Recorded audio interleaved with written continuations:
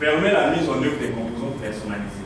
Prise en charge des événements côté client par les codes d'application côté serveur. On entend quoi par événement? Par exemple, il y a un formulaire qui existe. Ce formulaire peut avoir des boutons de validation. Donc, par exemple, je peux donner un exemple. On peut avoir un petit programme qui affiche une interface, genre non. On a un champ là où on va faire entrer nos champs. Et nos noms, par exemple, ici là, je veux mettre ainsi. Prénom, ici là, je mets sa vie, par exemple. Ici là, on a un bouton valider et un bouton supprimer. Il y a un bouton, par exemple, annuler. Un bouton annuler qui existe. Et donc, tout ça, c'est le GSF qui nous permet de faire cette présentation. Par exemple, dans le GSF, étant donné que le GSF est en collaboration avec le serveur, donc quand on va cliquer sur valider, on clique sur valider. Donc c'est GSF qui va permettre de valider l'enregistrement du nom Vinci, du prénom Vinci. Et dans la page de présentation, nous avons des champs. Et ces champs-là ont un code spécifique. Ces codes programmés dans les pages GSP vont nous permettre donc d'insérer le nom Vinci et le nom Savi afin de valider ces noms dans une base de données. Donc tout ça là, on va essayer d'expliquer, sinon d'éclaircir dans notre démonstration. Donc comme on a cité les avantages, donc tous ces avantages là vont nous permettre de comprendre au plus mieux le framework GSF. Donc, ce framework sera donc élucidé dans la démonstration. Donc, comme cela dit, il y a une première application qu'on a pu développer. On était novices. Donc, on a essayé de développer une application, notre première application avec GSF. Donc, c'est la toute première application qu'on a développée avec le framework GSF. Parce qu'on ne connaissait pas avant tout le GSF. C'est grâce à cet article qu'on a pu comprendre, connaître le framework GSF. Donc voilà du côté fonctionnalité, on va essayer d'expliquer les fonctionnalités de notre application. Donc comme j'avais dit en amont, on va faire une application qui va nous permettre d'insérer par exemple des cours, sa description et le sauvegarder. Donc, ici, là, on n'a pas utilisé une base de données, on a utilisé une liste pour pouvoir lister nos différents cours. Donc ici, là, il y a un titre, on insère la formation, par exemple, génie logiciel, on donne sa description, j'aimerais apprendre plus Java. On sauve. Donc dès lors qu'on sauve, ça s'affiche automatiquement. Ces informations-là sont stockées dans une liste et on affiche directement ces informations. Donc, en amont, on avait d'abord inséré apprendre GSF, description, finir cet article. On peut supprimer. Donc, on a inséré génie logiciel, ça s'est enregistré. J'aimerais apprendre plus Java. Donc, tout ça là, on va essayer de comprendre ça dans les fonctionnalités. Alors, avant de commencer, on a essayé de montrer à nos interlocuteurs comment, tout d'abord, pour commencer à développer avec le framework GSF, qu'est-ce qu'il faudrait apprendre? Donc tout d'abord, il faudrait avoir des basiques en HTML et CSS. Connaître la programmation en Java, ce qui est certain. Télécharger la bibliothèque de GSTEM et GSF. Ce sont des bibliothèques qui vont nous permettre de faciliter la programmation, sinon le codage. Un environnement d'exécution Java que tout le monde connaît, Eclipse avec JDK installé. Un conteneur web à utiliser GSF dans Tomcat. Donc on a utilisé un serveur Tomcat. Donc ça, ce sont les prérequis pour pouvoir développer avec le framework GSF. Mise en place d'une application GSF. Donc pour la mise en place de notre application, nous avons pu sortir deux étapes. La première étape qui n'est autre que la création du projet web dynamique GSF. La deuxième étape est celle de la mise en place des fichiers. Ce sont nos fichiers qu'on a pu utiliser. Dodo.java, contrôleur, dodo.java, dodo, GSF. Alors, on a parlé tout d'abord d'un modèle de conception qui est le MVC. Donc ici là, le todo Java, ça sera présent dans le modèle. Le contrôleur todo.java, ça sera présent dans le contrôleur. Le todo.gsp, ça sera présent dans la vue. C'est-à-dire, c'est ça, c'est ce fichier-là qui va permettre l'affichage d'une interface pour pouvoir permettre à l'utilisateur de pouvoir effectuer certaines tâches. Alors, comment débuter avec une application GSF? Tout d'abord, quand on se log à notre Eclipse, on essaie de lancer Eclipse, on va pouvoir donc créer, comme on est coutume de faire, créer une application. On va essayer de créer une application. Maintenant, ici, là, il y a une seule différence. Pour créer une application, il faudrait. Bon, c'est un peu flou, je ne sais pas si vous essayez de voir. C'est clair? D'accord. Bon, ici, là, à cette partie, vous allez essayer de choisir. Vous allez choisir le serveur. On a utilisé le serveur Tomcat.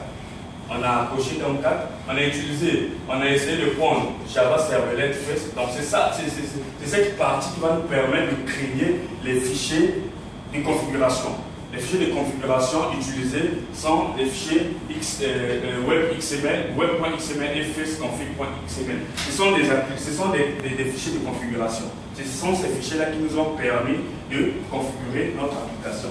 Et donc, dans la première partie, j'ai essayé d'expliquer. Concernant la deuxième partie, vous voyez ici, là, c'est l'intégration des librairies.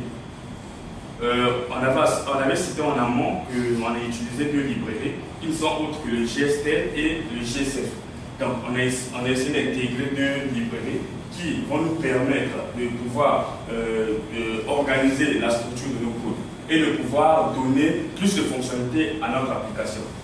Donc, ça, c'est la partie création. Alors, concernant la mise en place, comme on a dit, il y a deux étapes. La première étape, c'était celle de créer l'application. La deuxième étape, c'est la mise donc, en place des fichiers todo.java. C'est une erreur, c'est .java. Contrôleur todo.java, todo.gsd. Bon, ici, là, c'est juste des portions de code. On ne pouvait pas prendre toute la partie. C'est juste une portion, mais s'il faudrait voir le code, on a le projet, on peut vous faire voir ça. Mais ici, là, c'est juste une portion pour pouvoir essayer d'expliquer. Donc todo.java, c'est cette partie qui nous a permis, de développer côté modèle. Contrôleur todo.java, c'est cette partie qui nous a permis de développer côté contrôleur. Et todo.gsp, c'est cette partie qui nous a permis de développer côté vue. Alors, les fichiers de configuration, je venais de les citer, ce sont ces fichiers qui nous ont permis donc de pouvoir mettre en place notre application. Face.config. Donc, dans face.config, c'est un peu flou. Dans face.config, nous avons la présence des managers build. Donc, c'est quoi c'est les managers build? Donc, c'est un Java build géré par GSF permettant de faire le lien entre l'IHM, l'interface home-machine, et le code métier de l'application. Oui. Définition au sein du fichier FaceTime. Ici, là, on a précisé ces builds sont donc définis au sein du fichier faceconfig.xml. Alors, concernant toujours les fichiers de configuration, on avait dit qu'on devrait avoir deux fichiers qui se régénèrent automatiquement après la création de notre application. Donc, on a aussi les fichiers web.xml. Ce sont tous les fichiers qui nous ont permis la mise en place de notre application. Et dans ces fichiers, on a essayé d'expliquer certains codes. Donc, la première partie, c'est le nom de l'application. Vous voyez cela, on a d.vogela.gsf.todo. Todo, c'est juste un centre de formation chez nous. Donc, ici, là, on a servlet utilisé. Donc, ici, là, nous avons les servlets. Les servlets, comme je venais de dire, ça se voit plus du côté du serveur. Donc, c'est la partie la plus importante de l'application, parce que ça communique avec le serveur et la partie métier. Donc, ici, là, on a l'extension des pages. C'est l'explication un peu du fichier web.xml. Alors, détail du fonctionnement. Comme je venais de vous dire, on a lors de la création de notre application, notre application nous a sorti 3 fichiers. Nous avons le fichier todo.java, le fichier contrôleur todo et le fichier todo.jsp. Et dans le contrôleur, dans le fichier todo.java, qu'est-ce qu'on peut trouver? On trouve donc des attributs relatifs au champ de saisie. Donc c'est ça qui permet donc à l'utilisateur de pouvoir insérer ces informations. Ici là nous avons un ascenseur. Donc c'est ça qui fait le tout d'un framework JSF. Donc on a des ascenseurs, on essaie de donner une définition qui ne sont autres que des méthodes qui permettent d'accéder en lecture ou en écriture à la valeur d'un attribut. Donc ça se programme comme ça. Les getters et les setters. Donc on a les mutateurs qui modifient l'état d'un objet, donc les valeurs de certains attributs. On a des mutateurs du champ de saisie. Donc ce sont des mutateurs du champ de saisie. Alors, concernant toujours les détails du fonctionnement, nous avons le fichier todo. Dans le fichier todo, qu'est-ce qu'on peut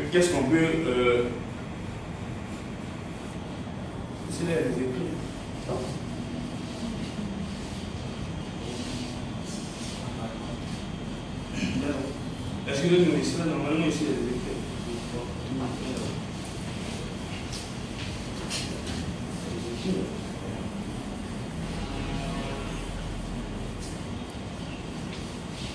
Bon, là, concernant cette partie, comme je venais de dire, ça permet donc de...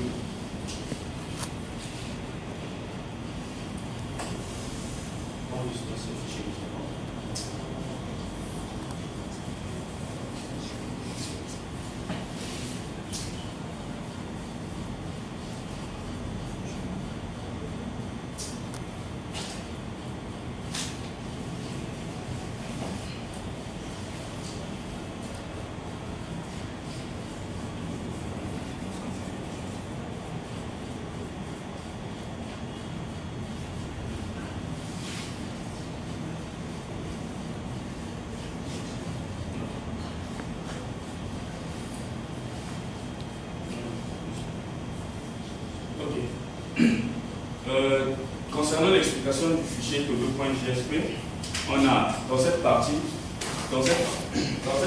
du fichier todo.jsp, cette partie ce ne sont autres que la déclaration des librairies. Donc on avait inséré 2 librairies. Donc dans le fichier todo.jsp, on appelle ces 2 librairies pour pouvoir permettre la configuration ou bien sinon l'affichage sur l'interface graphique à l'écran de l'utilisateur. Dans cette partie, nous avons des composants JSF. Donc ces composants ne sont autres que ces composants vont permettre, comme je l'avais dit en amont, l'explication du composant JSF en fait, cela va s'expliquer dans le fichier todo.jsp. Donc ces composants, ça se présente comme ci.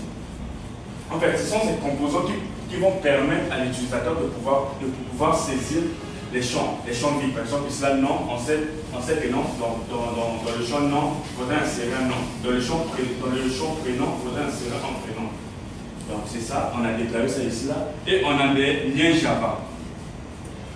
On essaie un peu d'expliquer le fichier todo.jsp.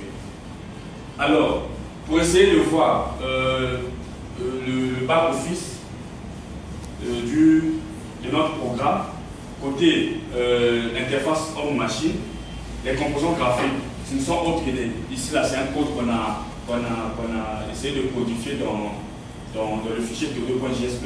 Donc, le h2.input text, ça permet donc de faire la saisie. H-input text area, ça permet de faire d'insérer une description. Et dans h-data table, ça permet d'avoir une table. Et dans le h-data table, ça permet d'avoir une table, donc en fait un tableau. Ce sont des écritures qu'on essaie d'insérer dans le fichier todo.jsf. Alors les convertisseurs. Les convertisseurs, c'est quoi? Les convertisseurs, c'est un code qu'on a essayé de codifier dans la partie todo. Donc, du côté modèle. C'est pour pouvoir permettre, concernant l'architecture MVC, on a le modèle, on a le contrôleur, on a la vue. Donc, l'utilisateur va pouvoir insérer un type qui est le type string et il va mettre une description qui est aussi du type string. Donc, quand l'utilisateur va mettre ces champs-là, il va donc cliquer sur valider. Quand il clique sur valider, c'est au contrôleur de pouvoir valider ce qu'il a inséré. Donc, quand il insère cela, le contrôleur envoie au modèle pour pouvoir voir si cela existe dans le modèle. Donc, dès lors qu'il va essayer de vérifier, il envoie, il dit, tiens, ces champs-là existent. Essaie d'afficher ça à l'utilisateur afin que l'utilisateur puisse avoir ces données-là à son interface graphique. Donc, ici, là, on a essayé de donner l'explication des convertisseurs. Ces convertisseurs permettent donc la conversion des données IHM vers Managed Bin. Managed Bin vers IHM.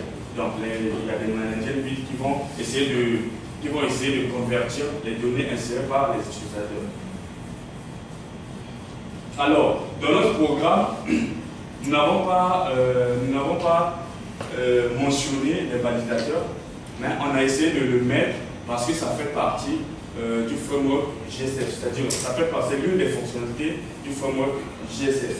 Alors, c'est quoi donc les validateurs? Les validateurs, c'est tout justement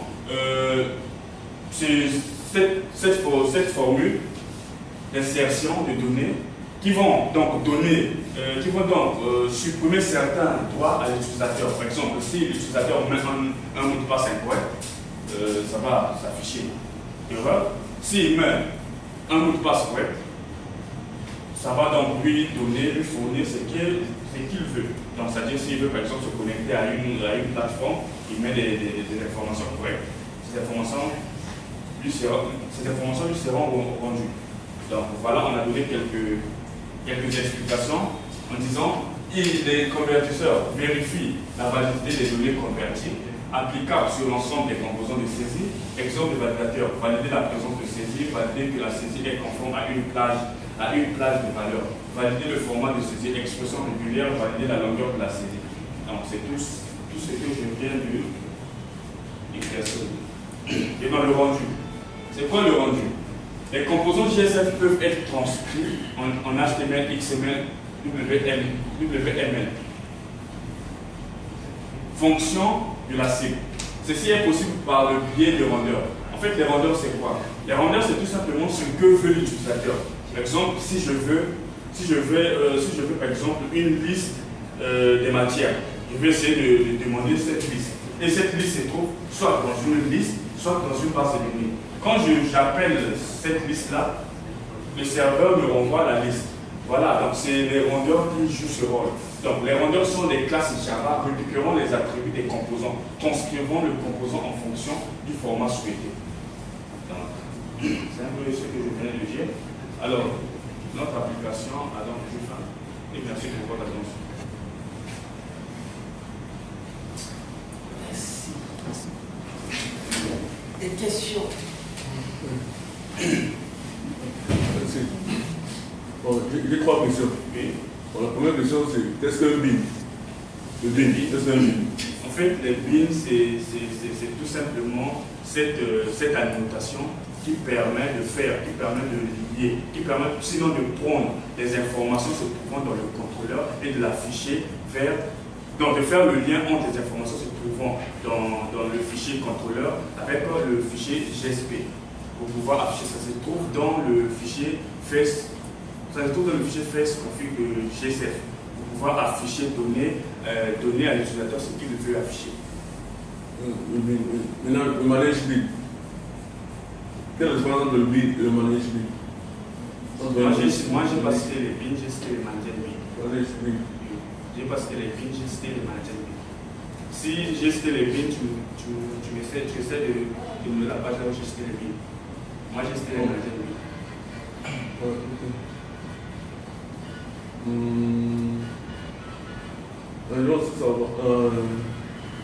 Dans nos fichiers web.xml de configuration, le tchatch, vous avez défini les servlettes, vous avez configuré. Pourquoi vous avez fait ça?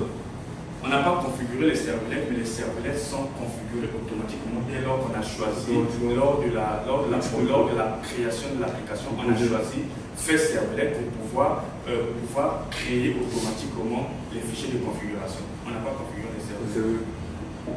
Et les managers peuvent être vus comme quoi? Ils peuvent être vus comme les contrôleurs. Non, attends, En fait, le management ne soit assis par rapport au modèle. tu peux venir. Modèle.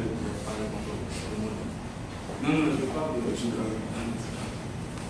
comme nous expliquons aussi. En fait, le management ne peut pas être vu comme le contrôleur, mais le modèle. Le modèle. Dans GSF, le management fait rapport au modèle de On a dit c'est un Java bien géré par GSF permet de faire le lien entre l'IHM, c'est-à-dire le fichier. En fait, il y a un lien entre l'IHM et le code métier. Le code métier, c'est dans le contrôleur. Donc, il y a un lien pour pouvoir afficher ce que l'utilisateur fait. Donc, c'est le manager qui prend donc les informations se trouvant dans le contrôleur pour pouvoir afficher ça dans la vue, dans l'IHM, pour que l'utilisateur voit ce qu'il a demandé comme requête. Donc, il définit au sein du fichier flex.config.xml. Il est défini là-bas.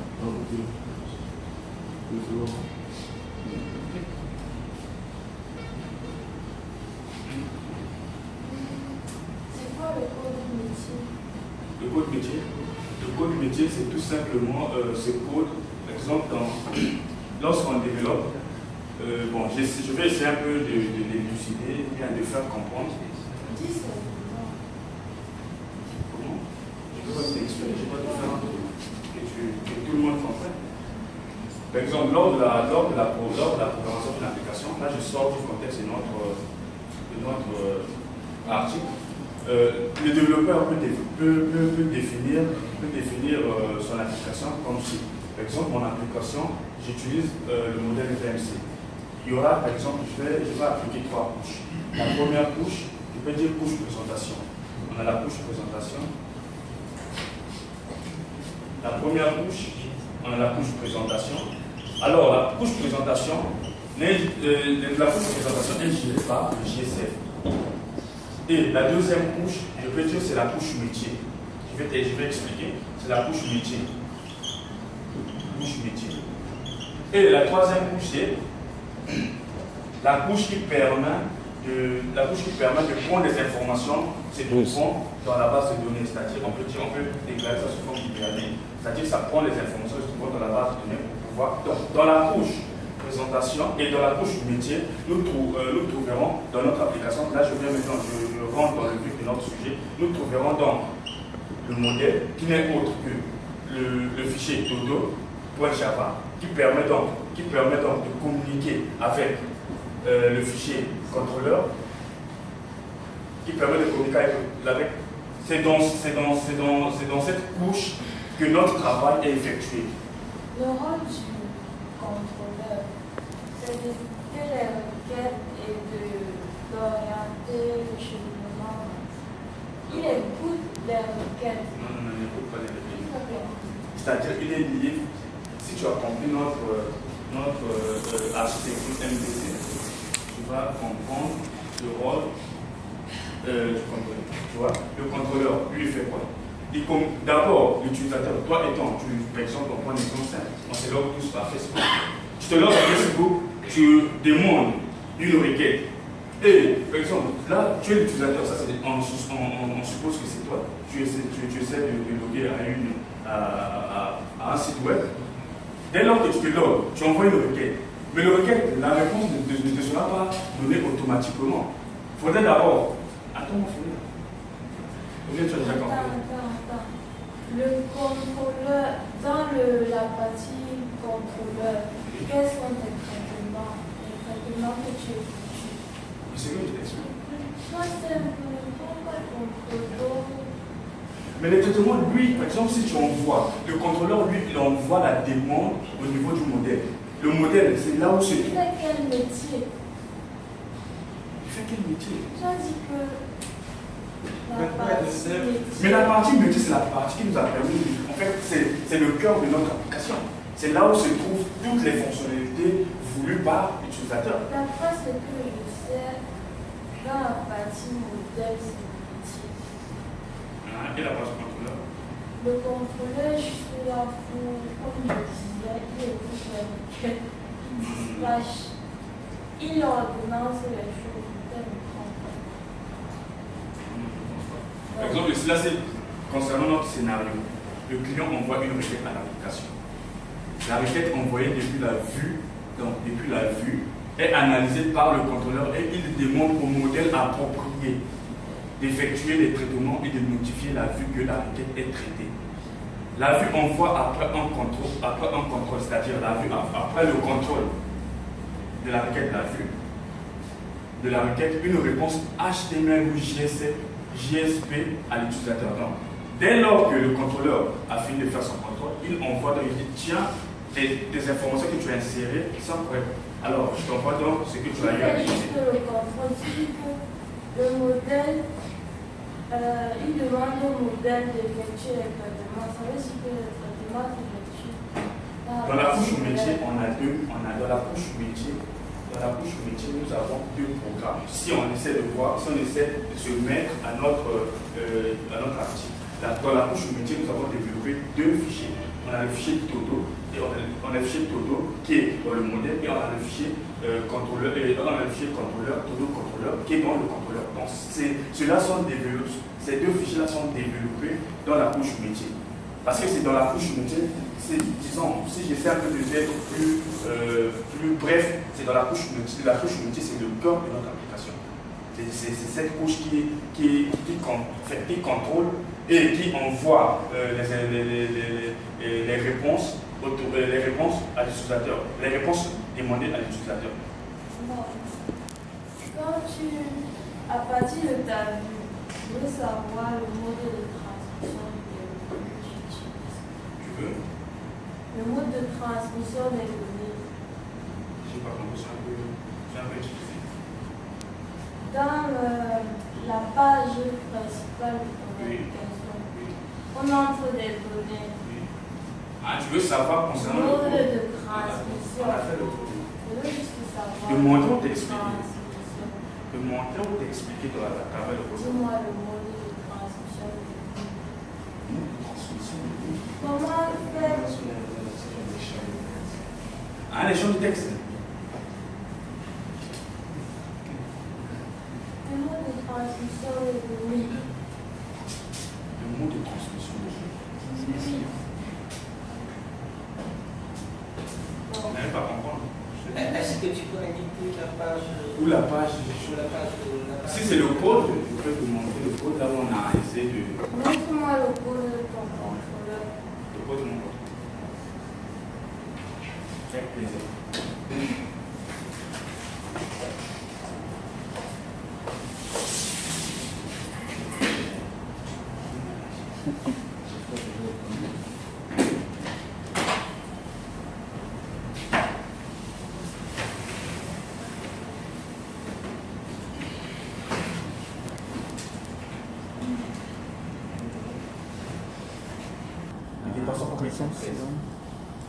Moi, l'utilisateur, je ne connais pas ce qui se trouve derrière le code. Hein, je me log même. Mon nom contient 14 lettres. Mon nom contient 14 lettres. Il y a un formulaire, il y a d'autres choses qui existent. Et ici, par exemple, il y a un bouton. Tu fais rentrer ton nom comportant 14 lettres. Et tu essaies de faire entrer certaines informations dans d'autres champs. Et tu valides. Tu verras que ici, là, il y aura une interdiction au niveau de quoi? Je vous ai dit, on n'a pas essayé de faire cette fonctionnalité. La question, c'est de savoir. En fait, l'objectif en soi, ce n'était pas de montrer les validateurs. L'objectif, c'était de montrer le fonctionnement du GSM. Et ensuite, les côtés présentation. En fait, le rôle des validateurs en soi, c'est de valider les données. Oui. En fait, on ne pourrait pas vous montrer. Bon, allez, on va arrêter ici. Si vous avez besoin de discuter encore, vous allez discuter entre vous. D'accord?